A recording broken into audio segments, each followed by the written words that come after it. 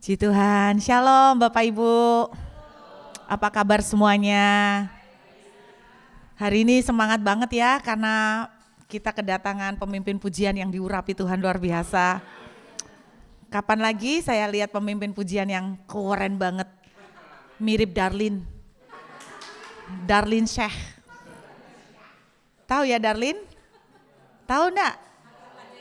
Ada yang gini, siapa itu? Darlene? Angkatan di atas kita ya? Iya, keren banget. Itu anak saya ngefans banget sama Darlene, keren banget. Saudara hari ini sukacita? Coba toleh gini sebelah kiri kanannya bilang begini. Sebentar, belum toleh dulu. Anda kok nafsu banget? Noleh sebelahnya bilang begini, kamu tambah tak lihat, kok tambah keren. Tapi nadanya harus begitu ya, mukanya harus begitu. Enggak sekedar kamu tambah tak lihat tambah keren, enggak niat gitu ya. Jadi Anda lihat, kamu tambah tak lihat, kok tambah keren. Kalau apalagi sebelahnya suami istri, oh mantep. Terserah translate sendiri in English. Sekarang ngomong sama kiri kanan, lo jangan ngeliatin saya, jangan liatin saya. Sebelahnya, tambah tak lihat, kamu kok tambah keren ya.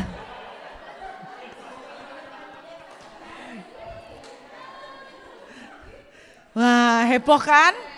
Heboh kan? 2 minggu lalu pada waktu saya khotbah di RIM itu di Karawara ya.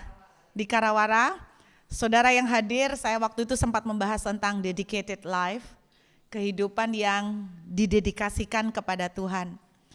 Dan hal yang harus dilakukan ketika kita mendedikasikan hidup ke Tuhan adalah surrender. Masih ingat ya? Yang datang. Yang enggak datang enggak tahu ngomong apa itu. Aminkan saja pokoknya ya. Nah sebetulnya ada bagian yang kedua yang saya pengen bagikan kepada saudara sore hari ini. Bagian daripada kehidupan yang didedikasikan kepada Tuhan. Ada sebuah respon. Sederhana kok, khotbah saya selalu simple-simple Bapak Ibu.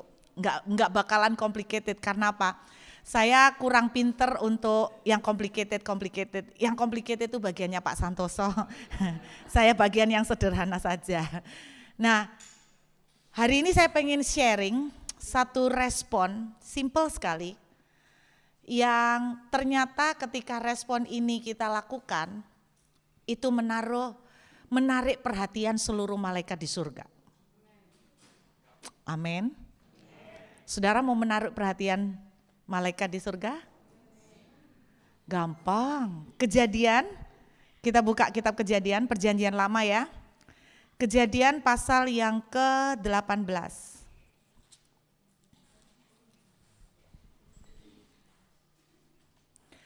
Saya akan bacakan pada saudara beberapa ayat secara lompat. Kejadian 18 ayat 1. Kemudian Tuhan menampakkan diri kepada Abraham dekat pohon tarbantin di Mamre, sedang ia duduk di pintu kemahnya waktu hari panas terik. Ayat 2. Ketika ia mengangkat mukanya, ia melihat 3 orang berdiri di depannya. Sesudah dilihatnya mereka, ia berlari dari pintu kemahnya, menyongsong mereka, lalu sujudlah ia sampai ke tanah. Saudara, Abraham kedatangan tamu dan Abraham langsung tahu tamunya ini bukan tamu sembarangan, tapi malaikat Tuhan. 3 orang. Kenapa Abraham bisa tahu itu malaikat Tuhan? Orang kalau nempel sama Tuhan pasti gampang taunya itu setan apa malaikat, kan gitu ya. Kalau enggak tahu bedanya setan apa malaikat berarti sederhana, kita kurang dekat sama Tuhan. Pasti kalau orang dekat sudah langsung sinyalnya itu on, ya kan, jalan. Nah, yang saya mau tunjukkan kepada saudara, bagaimana cara Abraham memberikan respon, memberikan tanggapan kepada 3 orang ini. Bagaimana cara Abraham melayani mereka. Kita lihat ayat yang ke-6, saudara ya, Kejadian 18 ayat 6. Lalu Abraham segera pergi ke kemah mendapatkan Sarah, serta berkata, segeralah ambil 3 sukat tepung yang terbaik, remaslah itu dan buatlah roti bundar. Pernah lihat roti bundar? Atau mungkin mirip prata gitu ya? Ya, roti prata gitu ya. Ibu-ibu di sini, saya sejak di Perth, saya tuh melihat orang Perth itu pinter masak. Saya belum tertular. Mungkin karena saya mengeraskan hati. Saya beberapa kali goreng ikan, 3 kali dapat minyak yang meletus langsung ke muka. Dulu pernah kena minyak di sini, itu langsung modelnya kayak flek, dan selama berapa tahun itu nggak bisa hilang. Sampai akhirnya saya di laser di klinik, baru akhirnya samar-samar mulai hilang. Selama di Perth udah jarang masak, kena minyak 3 kali. Sini, yang terakhir sini. Waduh, langsung on the spot di depan. Saya pas teleponan sama anak rohani saya yang biasanya take care dengan muka klinik, dokter. Saya bilang, gimana nih? Cece belum tahu bisa pulang kapan. Ini enaknya penyelesaiannya pakai obat apa sementara sampai nunggu border dibuka. Aku takut nanti ngepleknya terlalu gede kelihatan. Ya apa diapakan? Terus dia komentarnya gini, C, sebetulnya itu peneguhan. Peneguhan apa? Sampai 3 kali kan? Iya. Peneguhan apa? Peneguhan bahwa Cece itu enggak boleh masak. Waduh. Jadi saya ini tidak bisa masak, saudara. Dan saya melihat orang-orang di Perth luar biasa, pinter-pinter masak. Entah karena memang pinter atau karena kepepet juga enggak tahu, pokoknya pinter masak. 80% karena kepepet. Tapi memang saudara dan saya ini kayaknya perlu dipepet. Sehingga potensi itu keluar semua ya. Suami saya juga potensinya baru keluar sejak di RIM. Yaitu fishing. Makanya sampai ada fishing fellowship. Sampai ada grupnya. Hanya RIM yang minggu depan itu menanggapi sampai ada lomba menyancing. Pengumuman bagi teman-teman yang enggak tahu, dalam rangka 17 Agustus RIM mengadakan perlombaan mancing. Beda, biasanya kan balap karung, makan kerupuk, RIM elit, mancing. Katanya menurut teladan Tuhan Yesus, zaman Yesus enggak ada makan kerupuk. Jadi ada 3 kriteria ya Pak ya. Yang paling besar ikannya, yang paling cepat, yang paling banyak. Saudara yang mau ikut silakan, gratis, tidak dipungut biaya pendaftaran. Ada biaya pendaftaran Pak? Oh enggak ada kok. Nah, saudara saya percaya orang Perth pinter masak. Saya mau nanya nih, karena saya enggak bisa masak. Saudara kalau bikin roti kayak prata gitu bundar kan, itu 1 lembar kira-kira butuh tepung berapa banyak ya? Kira-kira lah, gak pernah bikin tapi insting kan ada toh insting. Kira-kira berapa banyak sih? Sedikit. Sedikit itu berapa dikit? 1/2 kilo kata Pak San. Sebentar, kalau kira-kira 1/2 kilo jadi berapa Bu? Oh banyak banget. Oh banyak banget, oke. Berarti paling tidak saudara akan ngerti apa yang akan saya bahas. Nah Abraham itu berusaha melayani 3 malaikat Tuhan dengan membuat roti bundar. Alkitab mengatakan dia suruh persiapkan 3 sukat tepung. Yang terbaik, nggak tahu merek apa, pokoknya 3 sukat tepung. Nah perlu Anda ketahui 1 sukat 13 kilo. Jadi 3 sukat 39 kilo. Karena 3 malaikat berarti jatahnya 1 malaikat satu sukat tepung atau satu malaikat dikasih sajian roti bundar dari 13 kilo tepung. Ayo, ini perlombaan kedua. Kira-kira jadi berapa banyak roti bundar? Masa 1 tahun, Bu? Beneran? 1 tahun gak habis-habis? Bapak Ibu bisa bayangkan 1 orang dikasih sama Abraham roti dari 13 kilo tepung. Saya coba compare dengan roti tawar lah. Kata orang-orang, roti tawar yang bentuk kotak itu katanya dari 1/4 kilo tepung. Berarti kalau dijadikan kotaan seperti itu, saya hitung satu malaikat dapat 52 kotak. 52 kotak. Buat saya itu bukan cuman kenyang, tapi bungkus. Atau bisa buka stand sementara jualan roti tawar. Saya goda suami saya, minta Pak Ismu, apa itu namanya, bucket ember. Terus rupanya teman-teman di sini itu Pak Ismu itu kayak Abraham. Suami saya minta 1-2 biji, every week keep coming. Sekali kirim berapa tadi? 6. Saya bilang, kok kamu mau buka baning tah? Lama-lama jadi baning loh, khusus pertimbaan. Gila banget kan? Ini bayangkan Abraham menyediakan 1 orang 52 kotak roti tawar. Menurut Bapak Ibu berlebihan enggak itu? Itu baru rotinya. Ayat berikutnya nulis begini. Lalu berlarilah Abraham kepada lembu sapinya, ia mengambil seekor anak lembu. Jadi rupanya dia bikin roti bundar tambah motong gulai atau rendang. Anak lembu cuman 1, tapi anak lembu, bukan anak ayam. Anak lembu meskipun 1 terlalu kebanyakan. Abraham tidak mungkin milih anak lembu yang paling kurus, pasti yang paling tambun. Makanya di perjanjian lama kan selalu orang-orang yang mau mempersembahkan korban kan mesti milih yang paling tambun.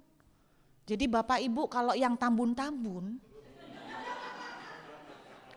Anda kandidat yang paling berkenan untuk dijadikan korban sembelian. Mungkin persembahan dari yang tambun-tambun lebih dihargai Tuhan kali.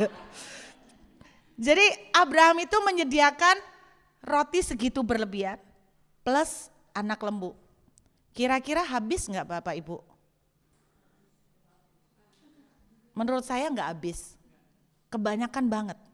Betul enggak? Tadi Ibu aja bilang 1 tahun enggak habis tuh Bu jatah. Jadi intinya waktu Abraham serve, Abraham tuh berlebihan. Itu yang saya bilang servis yang dilakukan oleh Abraham ekstrim. Ekstrim. Tapi Bapak Ibu tahu gara-gara servis yang ekstrim ini, apa yang terjadi? Tidak lama kemudian di ayat 10, coba Bapak Ibu lihat.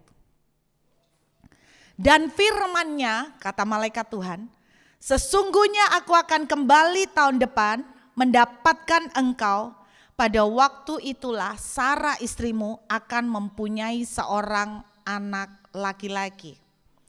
25 tahun Abraham menunggu keturunan. Ketika ada malaikat Tuhan datang, Abraham memberikan servis ekstrim, langsung gak pakai lama, malaikat bilang begini, tahun depan istrimu sudah gendong anak. Berarti kan hamilnya belum tahun depan kan? Hamilnya kan 9 bulan. Tahun depan istrimu sudah gendong anak laki-laki. ketika seseorang memberikan servis yang ekstrim untuk Tuhan, itu menarik perhatian surga. Tidak perlu lama-lama 25 tahun nunggu anak, langsung malaikat bilang begini, tahun depan punya. Saudara bayangkan kalau saudara memberikan ke Tuhan servis yang ekstrim, Tuhan bilang begini, jangan nangis lama-lama, kasihan, udah tak kasih, kirim. Gitu. Berarti kalau selama ini belum dikirim-kirim, mungkin karena servis kita kurang ekstrim, saudara. Ada satu lagi bukti di perjanjian baru. Kalau Bapak Ibu udah percaya, ini dilihat nih, Kisah Rasul. Kisah para Rasul, kita lihat ya. Kisah para Rasul pasal yang ke-14. Ayat 1. Di Ikonium pun kedua rasul itu masuk ke rumah ibadat orang Yahudi lalu mengajar, saya tertarik sekali dengan kata-kata ini, lalu mengajar sedemikian rupa. Saya mau tanya, kalau Bapak Ibu mendengar kalimat sedemikian rupa, dia menyanyi sedemikian rupa, dia memimpin pujian sedemikian rupa, dia mengajar sedemikian rupa, apa kesan yang saudara dapatkan? All out? Maksimal? Sungguh-sungguh? Betul. Sedemikian rupa berarti all out. Dalam terjemahan bahasa Inggris dituliskan outstanding. Outstanding. Saudara di sini semua sudah ngerti Inggris. Outstanding artinya berdiri di luar, kan gitu toh. Oh salah ya? Kan gitu toh artinya. Asal katanya outstanding itu berarti kan standing out. Not standing in, right? Anda tahu artinya standing out? Artinya di luar normal. Di luar lingkaran rata-rata. Rasul-rasul mengajar outstanding. Di luar standing out, di luar rata-rata. Sehingga kemudian Alkitab mengajarkan ribuan orang datang terima Tuhan. Inggris yang lain terjemahnya bilang begini, extraordinary. Rasul-rasul mengajar extraordinary. Sehingga banyak orang terima Tuhan. Ada sebuah kuasa yang ditarik dari surga saat saudara melakukan sesuatu outstanding. Standing out, not standing inside, you are out.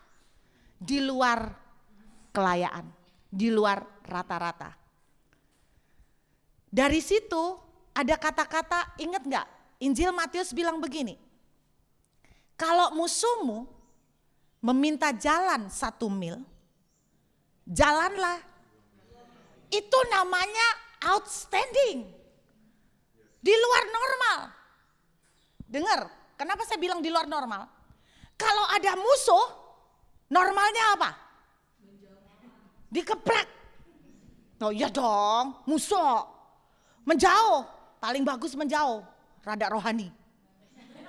Nggak usah ketemu selama-lamanya, itu kan rohani.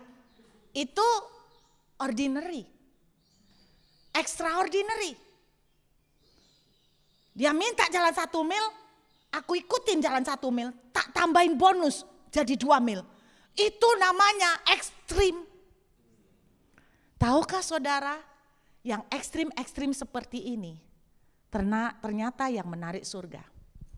Saya tuh baru ngertinya itu ketika saya khotbah di gerejanya Ibu Susan. Saya enggak tahu Bu Susan ingat apa enggak, kayaknya enggak tahu karena waktu itu Bu Susan kalau di gerejanya kebaktiannya selalu datangnya sore. Nah saya kalau khotbah di gerejanya Bu Susan itu kan 3 session, jadi pagi. Nah kalau enggak salah mereka mengundang sekelompok penyanyi dari pemulung. Terus ada pemain gitarnya, terus ada singernya 3, ibu-ibu. Tapi ada satu ibu yang menarik perhatian saya. Kebetulan mereka menyanyi bahasa Jawa. Saya mau peragakan supaya Bapak Ibu bisa membayangkan. Kalau cuman cerita kurang afdol. Di antara 3 penyanyi ini, satu ini extraordinary. Menyanyi sedemikian rupa, sampai Anda tahu, pertama kali dia nyanyi, kita semua begini. Nah itu pertama. Memang sesuatu yang extraordinary, outstanding itu pasti pertama. Jet lag.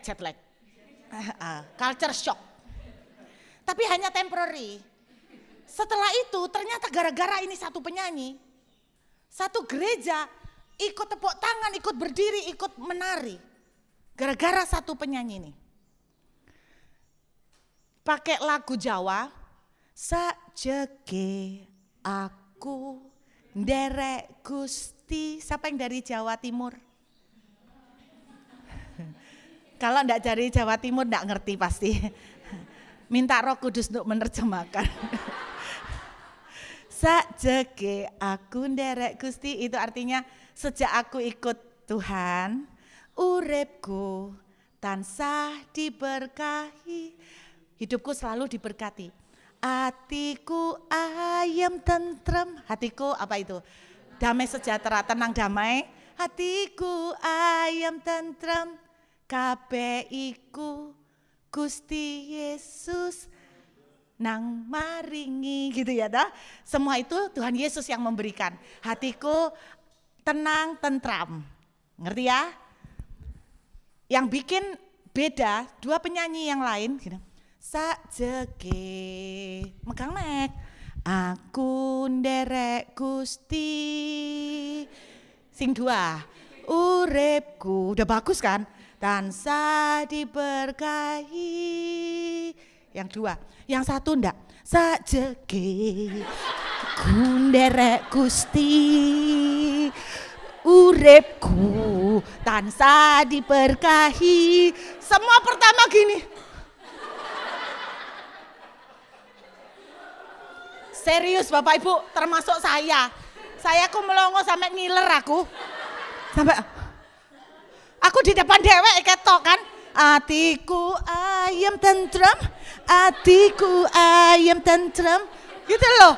Dia turun ke bawah, bayangin. Dia enggak puas sampai di panggung, turun dari panggung. Terus ibu gembalan, atiku ayam tentrem. Jemaat ketawa. Habis itu sukacita ada di satu ruangan. Tiba-tiba suasana gereja yang tadi kayak ke pemakaman. Suasana gereja yang tadi serius, kaku, rohani, kudus. Seperti kehilangan fun. Tahu-tahu kayak ice breaker meledak. Mereka begitu antusias muji Tuhan, setelah itu WL naik. Mereka lebih gampang menyembah. Amazing. Ini yang saya bilang extraordinary. Ada satu gereja lagi, saya paling suka kalau dia nyanyi. Singer lain saya enggak suka. Saya suka dia nyanyi.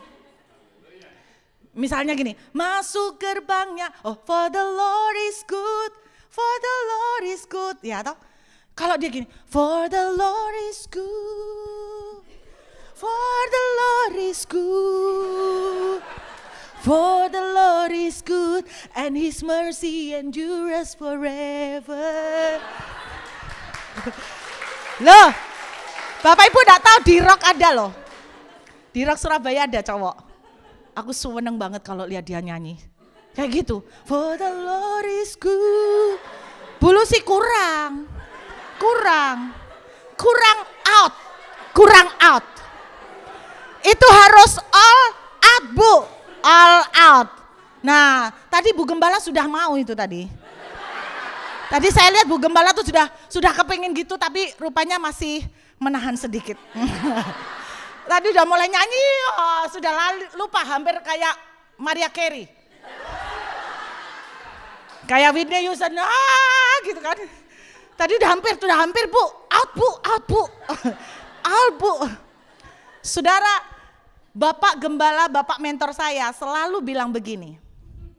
Kalau kamu menyapu, kerjaan sepele kan. Dia bilang begini, menyapulah sedemikian rupa, sampai ketika malaikat melihat kamu menyapu, seluruh surga disuruh diam untuk lihat kamu nyapu. Wow, mungkin menyapunya sampai gini. For the Lord is good, for the Lord is. Malaikat bilang, diam, semua diam. This is the good song, the best one on earth. Semua quiet, yang lain kayak for the Lord is good. Anda ngomong for the Lord is good, tapi muka saudara kayak the Lord is not good enough. For the Lord is good, iya kan? Extraordinary. Saya mau cerita nih pengalaman dari extraordinary. Sungguh powernya gede, akan menarik surga. Turun. Kalau surga tertarik, wah jangan ngomong soal mujizat Pak, Bu. Saya dulu tuh waktu pertama bertobat, salah satu pelayanan yang saya paling inginkan menjadi singer. Kalau Bapak Ibu lihat saya, sekarang suara saya keras. Itu karena apa ya? Karena saya sering kali ngomong di depan cermin. Saya bilang begini, iya serius. Karena dulu pernah mengalami penolakan oleh Bapak Gembala. Jadi sejak itu saya ngomong di depan cermin, suaramu akan keras, kamu akan menjadi corongnya Tuhan. Saya ingat corong di masjid-masjid itu loh, jadi corong. Sekarang toa, sekarang kebablas. Suami saya ngomong, aduh suaramu buanter. Suami saya. Terus jadi saya tuh kepengen jadi singer, terus saya akhirnya mimpi itu terjadi. Koordinatornya melibatkan saya, mungkin karena saya pengen banget ya. Saya berusaha gimana ngomong, ada lowongan enggak, bisa enggak saya ikut nyanyi. Mungkin karena terlalu seperti janda yang ketemu hakim dulu ya, terlalu memaksa, sampai akhirnya dia sungkan juga, saya dimasukkan di dalam kelompok singer. Seneng nyanyi. Sampai akhirnya saya mendengar sebuah kabar yang membuat saya terpukul. Bapak Gembala datengin koordinator singer. Dia bilang begini, kamu kenapa pilih dia jadi singer? Apa dasar pertimbanganmu? Karena dia rindu melayani. Masalahnya, walaupun dia rindu, tapi suaranya tidak mumpuni. Saudara tahu apa yang terjadi pada saya? Bapak Gembala tuh kegi karena di mixer itu di sound volume itu udah maksimal. Suara saya enggak keluar, enggak kedengaran. Saya waktu dengar itu, akhirnya koordinator itu berbicara terus terang. Kamu enggak bisa suaranya digedein dikit. Aku bilang lah suaraku sak gini. Jadi saya sempat terpukul, akhirnya saya menghibur-hibur diri sendiri. Memang suaraku enggak terdengar, hanya malaikat yang bisa dengar. Aslinya feel rejected saudara. Jadi akhirnya itulah, terus setelah tahu itu, pada waktu saya pelayanan singer, jadi jadwal saya dikurangi. Biasanya tiap minggu nyanyi, berhubung suaranya enggak keluar, sebulan sekali. Langsung jadwalnya drastis, 1 bulan sekali Pak, dulu tiap minggu singer, selalu tugas singer. Sejak ketahuan itu 1 bulan sekali. Akhirnya saya mulai enggak berani macam-macam. Saya berusaha untuk tampil bisa memenuhi keinginan Bapak Gembala. Saya sudah coba teriak tapi ya maksimal. Dan saya enggak mau bikin kesalahan macam-macam sampai nanti membuat saya tambah dicabut. Karena itu gereja besar. Jadi yang mau audisi untuk jadi singer tuh banyak. Akhirnya suatu hari terjadi, waktu lagi menyanyi, menyembah, saya begitu menikmati Tuhan, saya angkat tangan, saya nyembah, tiba-tiba Tuhan bicara begitu kuat. Nak, sekarang kamu berlutut. Berlutut di mana Tuhan? Di sini. Nah ini panggung, singernya ada 4, saya suruh berlutut. Tuhan, aku enggak berani. Nanti pikir Bapak Gembala, ini orang ngapain aneh-aneh. Sok-sok suara pas-pasan, bahayanya banyak. Saya enggak mau Tuhan, saya enggak berani. Tuhan bilang, kamu menyanyi buat aku atau buat Bapak Gembala? Lalu dijawab gitu ya pasti, ya buat Tuhan lah. Nah, kalau buat aku kepengen kamu berlutut. Itu berkonflik berapa lama itu, sampai akhirnya saya nangis, Tuhan, ya udah aku mau nurut, tapi setelah berlutut, aku dipecat. Aku pasrah ya. Bukankah kamu lebih mencari perkenalanku daripada orang? Iya Tuhan, enak Anda ngomong, coba Anda ngelakoni.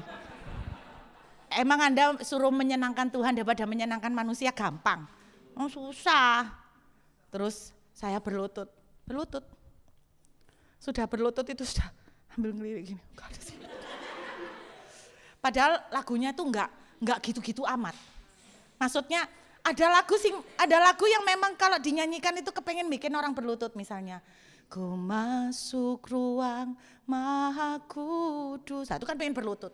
Tapi ada lagu kalem yang enggak terlalu kepengen berlutut. Gitu kan? Nah, berlutut. Sambil nangis. Bukan karena hadirat Tuhan.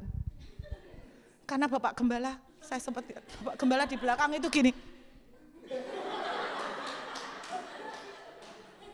Tuhan tolong, biarlah cawan ini berlalu daripadaku. Tapi bukan kehendakku Tuhan. Belum selesai berlutut, Tuhan bilang, tersungkur nak. What? Are you kidding me? Seriously? Maksudnya Tuhan tersungkur gimana? Tersungkur serata dengan panggung. No Tuhan. Tuhan udah berlutut aja udah keterlaluan. Tuhan tambah-tambahin bersujud tersungkur. Kamu mengasihi aku nak. Bersujudlah tersungkur. Aku mengasihimu Tuhan tapi aku takut. Jadi terus sampai pura-pura gini. Bapak Gembala masih posisi sama. Bersujud tersungkurlah. Kayak enggak kuat Bapak Ibu. Saya bersujud, tersungkur, serata.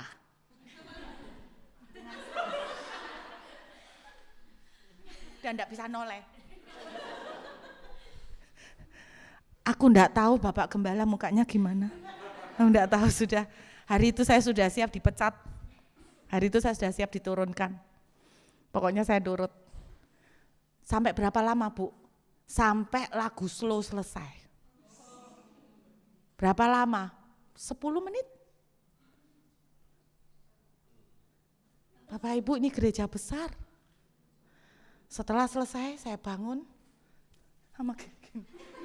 Betulin rambut. Singer pada ngeliatin. Ada yang ngapain? Yang lain lo enggak ada yang berlutut. Kalau hadirat Tuhan kuat kan berlutut semua. Yang satu gereja langsung lutut takut tok. Berarti orang ini terlalu mengada-ada. Selesai, saya turun, ya tinggal nunggulah kapan Bapak Gembala panggil. Di ujung tangga, saya ditemui seseorang Bapak.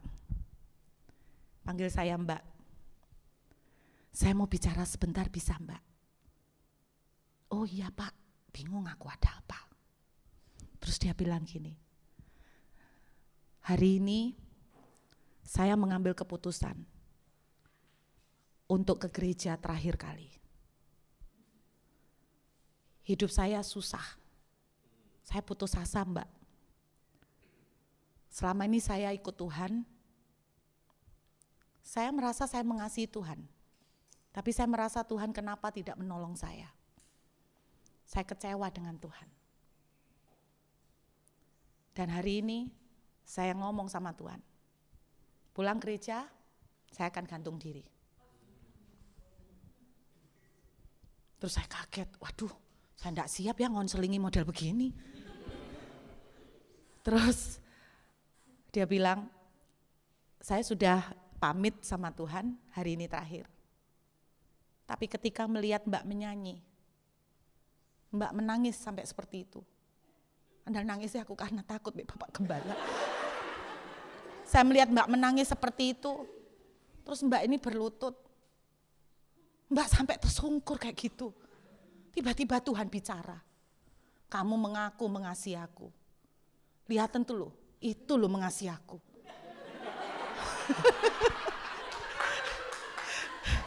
Kamu belum udah mengaku mengasihi aku, mau bunuh diri mengasihi aku.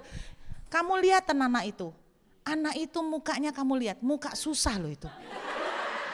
Kamu tahu enggak anak itu hidupnya banyak susah. Muka saya kan memang muka susah, Pak. Loh, saya dari kuliah tuh selalu dibilang muka susah.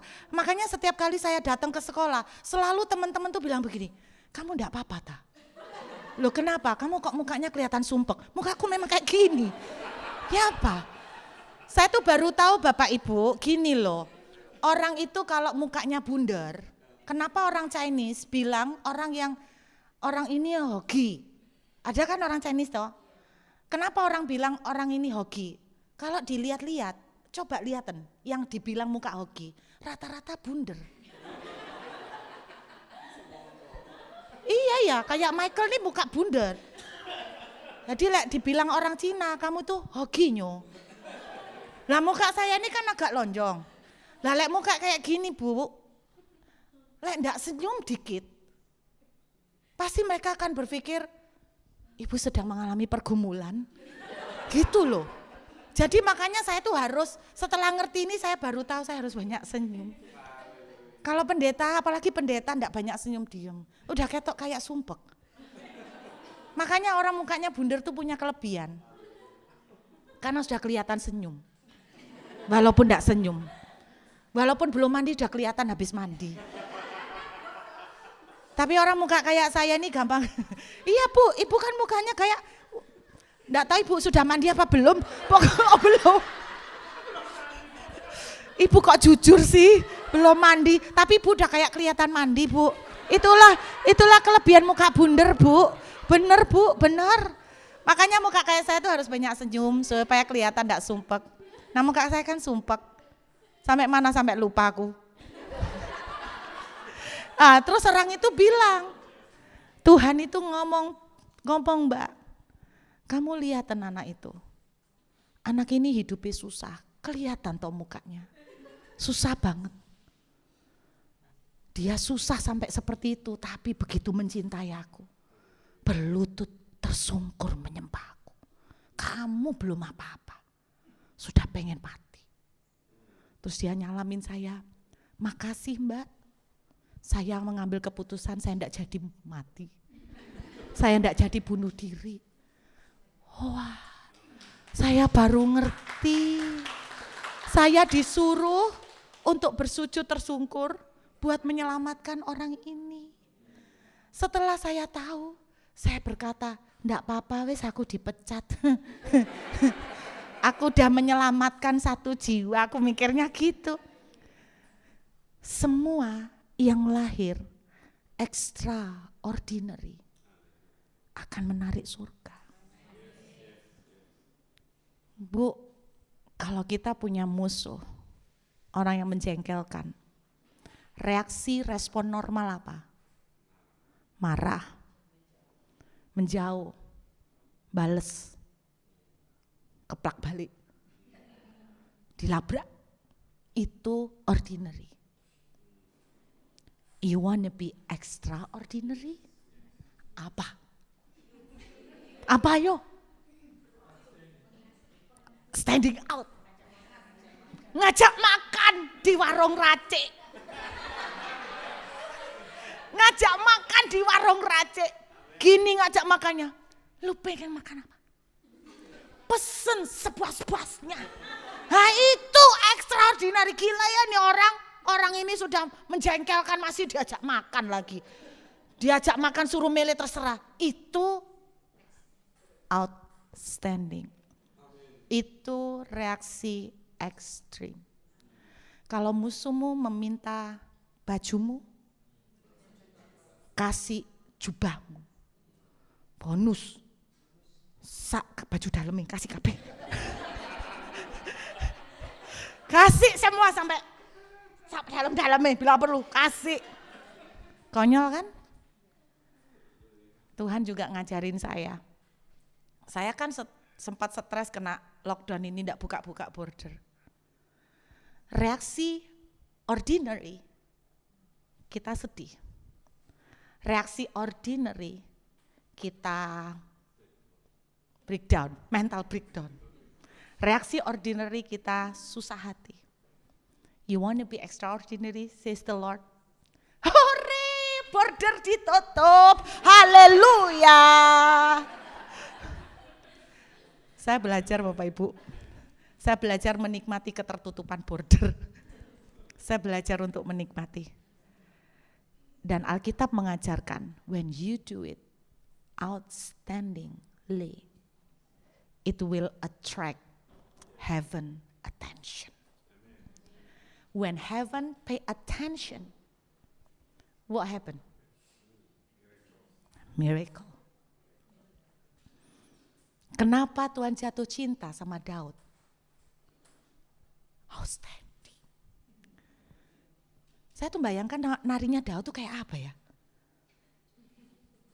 Iya toh, sampai istrinya gila itu, malu-maluin, model pemimpin kok jijiin. Iya kan? Saya bayangkan narinya mungkin muter-muter gini Pak ya. Mungkin muter gini ya Pak ya. Mungkin. But the Lord see it and He loved it. Semua yang lahir extraordinary itu attract heaven.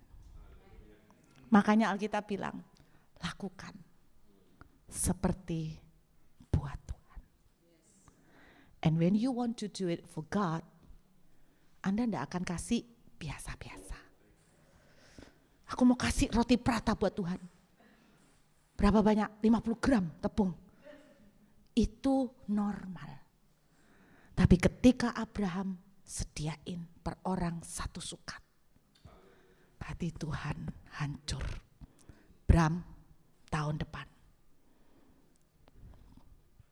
Saya tidak tahu, mungkin planning Tuhan masih suruh nunggu ya. Tapi karena Abraham menunjukkan extraordinary attitude, who knows, Tuhan mempercepat itu. Anda mau melihat percepatan? Be outstanding. Standing out. Amin. Sungguhan? Kita coba. Ku kan menari seperti Daud menari. Saudara, ini yang Tuhan ajarin. Bahwa ketika kita outstanding. Bapak Gembala saya, mentor saya kan selalu bilang, menyapulah sampai surga terdiam. Melihat kamu menyapu. Jangan remehkan sebuah pelayanan kecil yang saudara lakukan. But when you do it outstandingly, the angels will pay attention. Look. Anakku Santoso nyapu, ya ampun, nyapu nih, ku kan menari.